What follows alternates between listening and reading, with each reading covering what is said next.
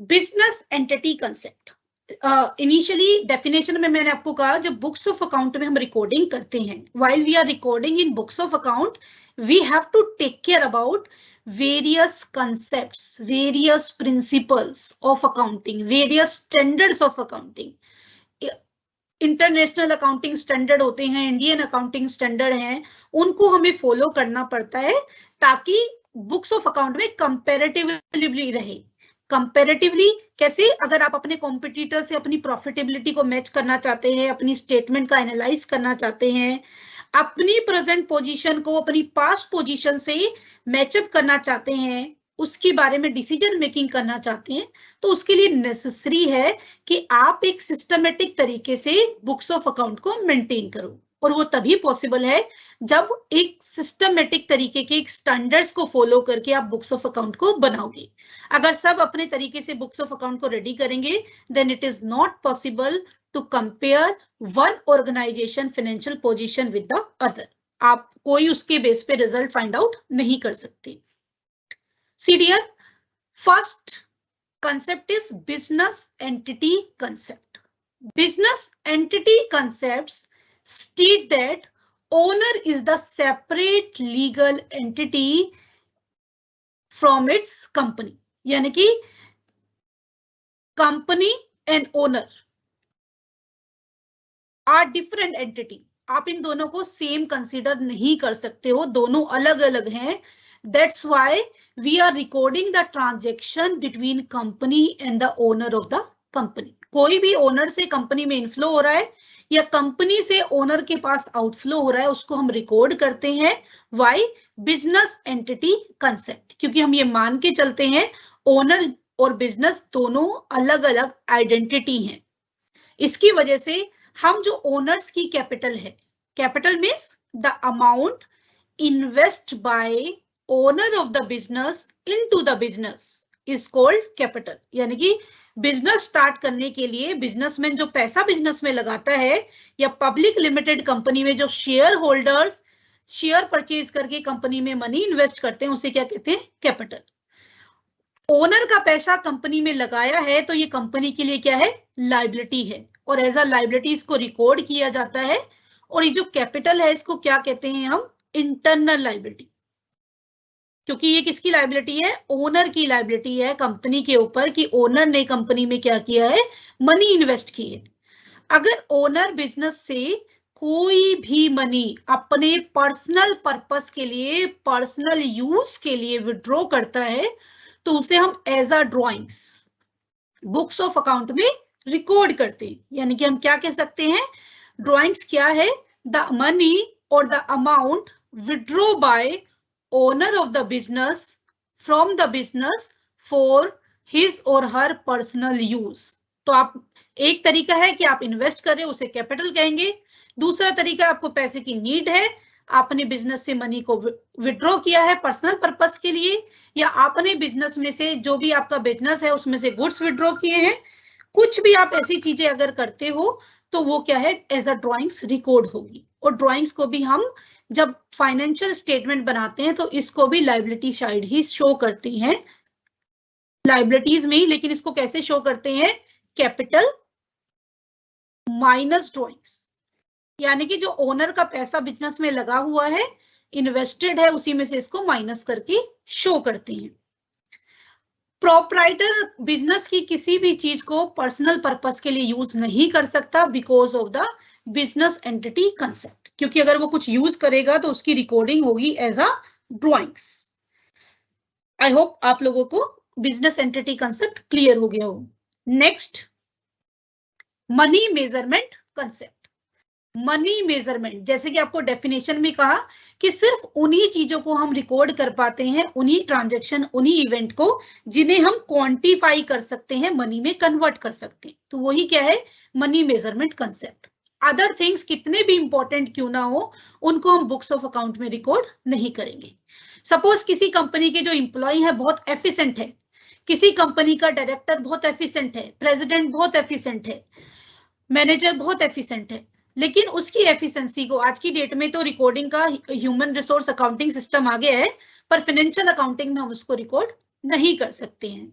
तो एम्प्लॉय की कितनी भी एफिशिएंसी क्यों ना हो, उसकी वजह से ऑर्गेनाइजेशन को गेन जरूर होता है, but you are not able to quantify that gain, you are not able to quantify that loss. तो इसलिए हम उसको बुक्स ऑफ अकाउंट में नहीं शो करते हैं। इवन आज की डेट में एफिशिएंट और टेक्निकल और क्रिएटिव एम्प्लॉयज भी एक ऑर्गेनाइजेशन के लिए एसेट होते हैं। अगर किसी ऑर्गेनाइजेशन के पास अच्छे एम्प्लॉय हैं तो वो अच्छे से ग्रो करती है। Inherent generated goodwill is not recorded in books of account. Inherent का मतलब है self generated goodwill. Self generated goodwill का मतलब है आपने कोई बिजनेस खुद से स्टार्ट किया, आपने अपना बिजनेस सेटअप किया, आपने मेहनत की, अपना एक इमेज क्रिएट की, मार्केट में गुडविल क्रिएट की। तो जो सेल्फ जनरेटेड गुडविल है, you are not allowed to record that particular goodwill in books of account because of money measurement concept. But अगर ये तो आपने खुद से स्टार्ट किया था बिजनेस, अगर किसी का आप रनिंग बिजनेस खरीदते हो, सपोज एक बी लिमिटेड है और बी लिमिटेड को आप टेक ओवर करते हो, परचेज कर लेते हो, तो यहाँ पे जो बी लिमिटेड गुडविल जनरेट की होगी, उस गुडविल के लिए भी आप पे आउट करोगे। जो एसेट एंड लायबिलिटी है वो तो है ही, उसके अलावा जो पे आउट का पार्ट होगा वो क्या होगा, गुडविल भी होगा, क्योंकि आप क्या कर रहे हो, गुडविल बाय कर रहे हो।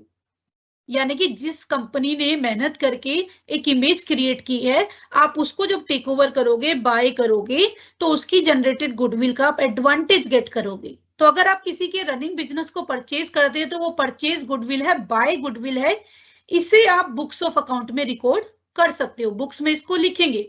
लेकिन अगर सेल्फ जनरेटेड गुडविल है तो इसको रिकॉर्ड नहीं करेंगे।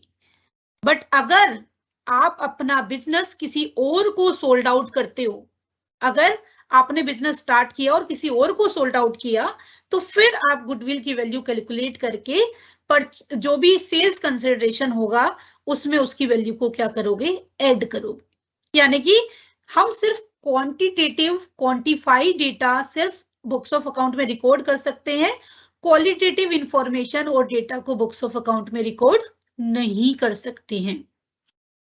Then next one, periodicity concept। periodicity, देखिए periodicity का मतलब क्या है, जो कंपनी की लाइफ है उसको हम पार्ट में डिवाइड करते हैं। यानी कि ऐसा नहीं है कि कोई कंपनी 10 ईयर तक रन हुई तो 10 ईयर के बाद हम उसकी बुक्स ऑफ अकाउंट रेडी कर रहे हैं, ऐसा नहीं होता है। हम क्या करते हैं, कंपनी की लाइफ को पार्ट्स में डिवाइड करते हैं। यूजली इसके लिए क्या यूज होता है, कैलेंडर ईयर और फाइनेंशियल ईयर। यानी कि कुछ कंपनी कैलेंडर ईयर यूज करती हैं 1 जनवरी टू 31 दिसंबर, और कुछ कंपनीज फाइनेंशियल ईयर यूज करती हैं, यानी कि 1 अप्रैल टू 31 मार्च। आपको side by side result get करना है, यानी कि कंपनी का जो लाइफ है उसको स्मॉल पार्ट में, यानी कि 1 ईयर में कैलेंडर और फाइनेंशियल में डिवाइड करना है, और उस शॉर्ट पीरियड ऑफ टाइम के रिजल्ट निकालने हैं, प्रॉफिट हो रहा है, लॉस हो रहा है, ताकि आप टाइमली करेक्टिव एक्शंस ले सकें। If you are not doing this, you are not able to take better decision on time for the growth of your business. आप लेटर ऑन लेते हो तो तब तक बहुत देर हो जाएगी, you are not able to rectify the situation. लेकिन अगर साइड बाय साइड आप रिजल्ट निकालते रहते हो तो आपको टाइमली डिसीजन मेकिंग करने का चांस मिल जाता है, और आप टाइम रहते हुए जो भी मिस्टेक्स होती हैं, जो भी आप जिस भी तरीके से आपको लॉस हो रहा होता है, उन चीजों को सही कर सकते हो। और आज की डेट में तो एनुअल का भी कोई इंतजार नहीं करता है। जो बड़ी बड़ी ऑर्गेनाइजेशन है, लार्ज ऑर्गेनाइजेशन है, वो क्वार्टरली और हाफ ईयरली भी अपनी फाइनेंशियल स्टेटमेंट प्रिपेयर करते हैं, ताकि टाइमली एनालाइज करके डेटा को they can take the corrective action. तो पीरियोडिक वही है, periodicity means dividing the life of the company into small time period, it may be calendar year और फाइनेंशियल ईयर। ठीक है, इसी की वजह से जो प्रीपेड एक्सपेंसेस हैं, आउटस्टैंडिंग एक्सपेंसेस हैं, इनको बुक्स ऑफ अकाउंट में रिकॉर्ड करते हैं। और ये मैचिंग प्रिंसिपल की वजह से भी होता है। मैचिंग का मतलब है एक स्पेसिफिक टाइम की जो एक्सपेंसेस हैं, एक स्पेसिफिक ड्यूरेशन की जो एक्सपेंसेस हैं, उन स्पेसिफिक ड्यूरेशन की एक्सपेंसेस को स्पेसिफिक टाइम ड्यूरेशन की इनकम से मैचअप करके we will find out the result, यानी कि आपको नेट प्रॉफिट हो रहा है या नेट लॉस हो रहा है। तो इसी वजह से प्रीपेड और आउटस्टैंडिंग भी रिकॉर्ड होती है। अब क्वेश्चन ये रह जाता है, प्रीपेड आउटस्टैंडिंग क्या है? इसके अलावा एक्रूड अनअर्न्ड वर्ड भी होते हैं। प्रीपेड का मतलब क्या होता है? Expenses paid in advance. आपने अगर कोई भी एडवांस में पेमेंट कर दी है, आपकी एक्सपेंसेस थी, उसकी ड्यू डेट नहीं आई है अभी, आपने उसको एडवांस में पे कर दिया है, तो उसको कंसीडर किया जाएगा व्हाइल रिकॉर्डिंग द ट्रांजैक्शन। अब prepaid expenses paid in advance होता है, और जो प्रीपेड एक्सपेंसेस है वो कंपनी के लिए क्या रहती है? Current asset. करंट एसेट्स क्या होती हैं?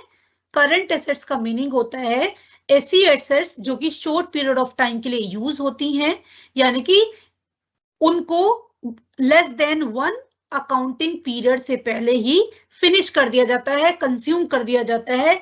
उनको अगर पेमेंट रिसीव करनी है तो उसको पेमेंट रिसीव कर लिया जाएगा, यानी कि जो अगर प्रीपेड एक्सपेंसेस अगर आप पे कर रहे हो तो उसका जो टाइम पीरियड है, उसकी ड्यू डेट है विद इन 1 ईयर, वो ड्यू डेट आ जाएगी, 1 ईयर से ज्यादा वो क्रॉस नहीं करेगी। इसलिए जब तक उसकी ड्यू डेट नहीं आती, प्रीपेड एक्सपेंसेस को हम कैसे शो करते हैं? फाइनेंशियल पोजीशन में एज एसेट। जैसे कंपनी ने इंश्योरेंस प्रीमियम एडवांस में पे कर दिया, अभी फर्स्ट क्वार्टर चल रहा है, नेक्स्ट क्वार्टर का भी, ये चारों के चारों क्वार्टर का एडवांस में पेमेंट कर दिया, तो उसको क्या कहेंगे? Prepaid insurance.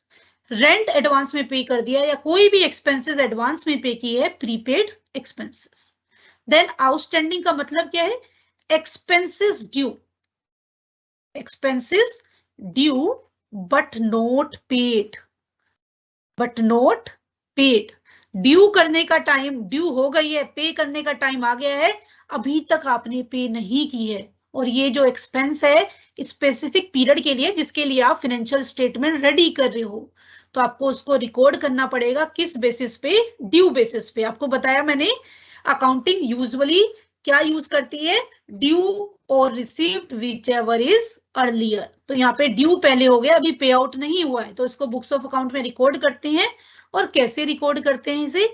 As a liability, इसको शो करते हैं करंट लाइबिलिटी में। जब तक आप इसको पे आउट नहीं करोगे, ये क्या रहेगी?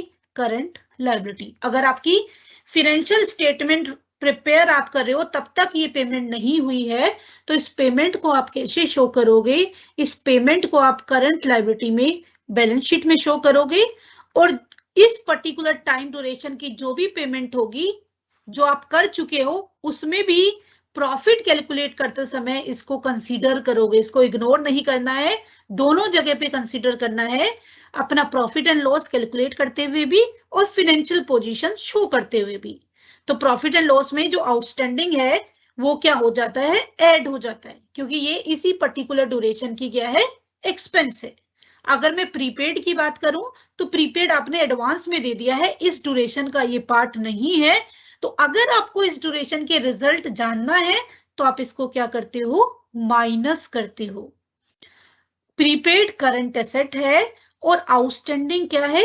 करंट लायबिलिटी है। तो इसी वजह से जो रिकॉर्डिंग हम करते हैं प्रीपेड एक्सपेंसेस, करंट, जो भी हम करते हैं एसेट में, तो हम जो क्या करते हैं? करंट एसेट में प्रीपेड को और करंट लायबिलिटी में आउटस्टैंडिंग को। इसके अलावा भी आपके पास होता है एक accrued income. Accrued income means income due but not received, income due but not received, यानी कि आप अपने एंड से सारा काम कर चुके हो, आपकी इनकम ड्यू हो चुकी है, पूरा आपने काम फिनिश कर दिया, जिस काम के लिए आपको पेमेंट मिलनी थी, आप अपना एंड खत्म कर चुके हो, स्टिल आपको वो इनकम अभी नहीं मिली है, तो वो इनकम क्या है? Accrued income. आपने कोई काम कर दिया, उसका पे आउट आपको नहीं मिला है, तो वो क्या है आपके लिए? Accrued income. तो एक्रूड इनकम क्योंकि आपको फ्यूचर में मिलनी है, फ्यूचर मीन्स इसका जो टाइम पीरियड है हमेशा क्या रहता है? Less than 12 month. Outstanding, prepaid, accrued, इनका टाइम पीरियड कितना भी हो लेकिन लेस देन 12 मंथ रहेगा। तो आपको जो इनकम है ये रिसीव्ड होनी है जल्द से जल्द।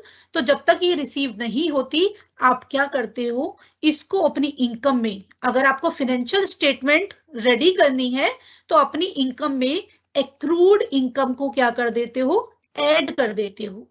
और जो आप अपनी फाइनेंशियल पोजीशन शो कर रहे हो, यानी कि जो आप बैलेंस शीट बना रहे हो, उसमें जब तक ये रिसीव्ड नहीं होगी इसको कैसे दिखाओगे, as a asset. Asset side में इसको एक्रूड इनकम को आप शो करते हो। क्लियर? इसके अलावा एक होता है अनअर्न्ड इनकम।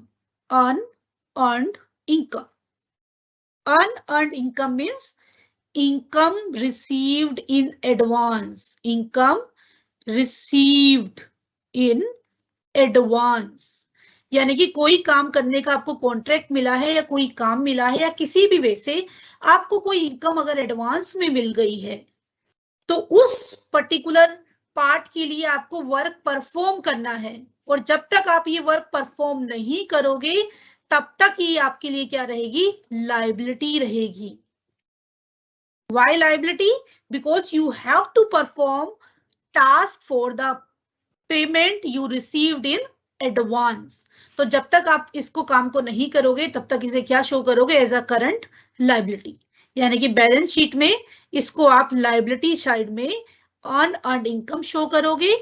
और जहां पे आप अपनी प्रॉफिट स्टेटमेंट बना रहे हो वहां पे जो आपकी इनकम होगी उसमें से अनअर्न्ड इनकम को क्या करोगे, माइनस करोगे। तो you have to adjust all these things because of the concept, principles and convention. यानी कि बुक्स ऑफ अकाउंट में कोई डेटा ऐसे ही रिकॉर्ड नहीं कर देते, सब कुछ प्रॉपरली मेंशन है कि आपको क्या चीज फॉलो करनी है, कैसे क्या करना है। और उसी चीजों को फॉलो करके जब सब काम करते हैं तभी डेटा कैसा बनता है, कंपेरेबल। यानी कि आप अपनी पोजीशन को, अपने रिजल्ट को अपने कॉम्पिटिटर से, अपने रिजल्ट को अपनी पास्ट परफॉर्मेंस से मैचअप कर सकते हो कि भैया आपने ग्रोथ की है या नहीं की है, या कुछ इंप्रूवमेंट आपने की है या नहीं की है।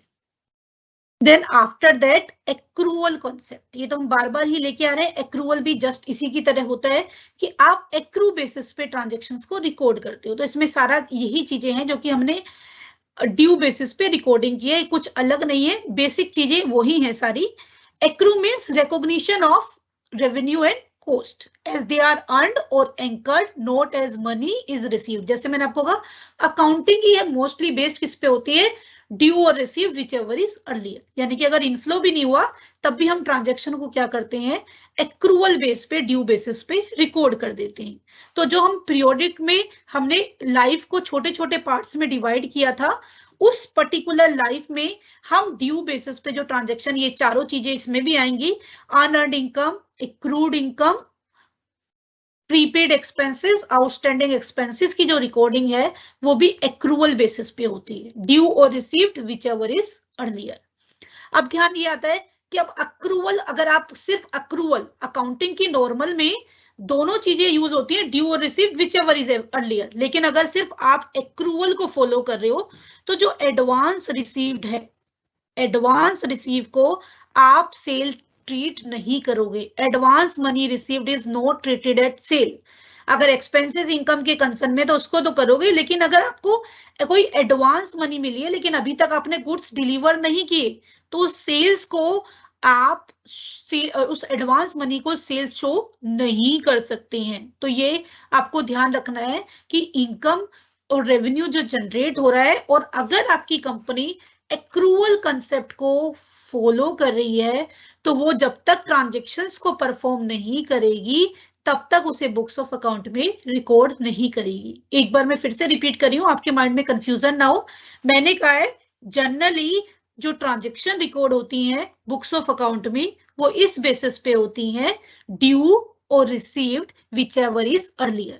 पहले पैसा मिल गया, उसका काम बाद में परफॉर्म किया, उसको आप बुक्स ऑफ अकाउंट में रिकॉर्ड कर दोगे। आपने काम कर दिया, पैसा बाद में मिला, यानी कि ड्यू पहले हो गया, रिसीव बाद में हुआ, उसको बुक्स ऑफ अकाउंट में जनरली रिकॉर्ड कर लेते हैं। लेकिन अगर सिर्फ मैं एक इंडिविजुअल एक्रूवल कंसेप्ट की बात करूं तो इसमें जब तक ट्रांजैक्शन परफॉर्म नहीं होती है तब तक उसको बुक्स ऑफ अकाउंट में रिकॉर्ड नहीं करते हैं. But again I am repeating the same thing. In general we are using the mixture due or received whichever is earlier, और उसी के बेस पे हम डेटा को रिकॉर्ड करके उसको एनालाइज करते हैं.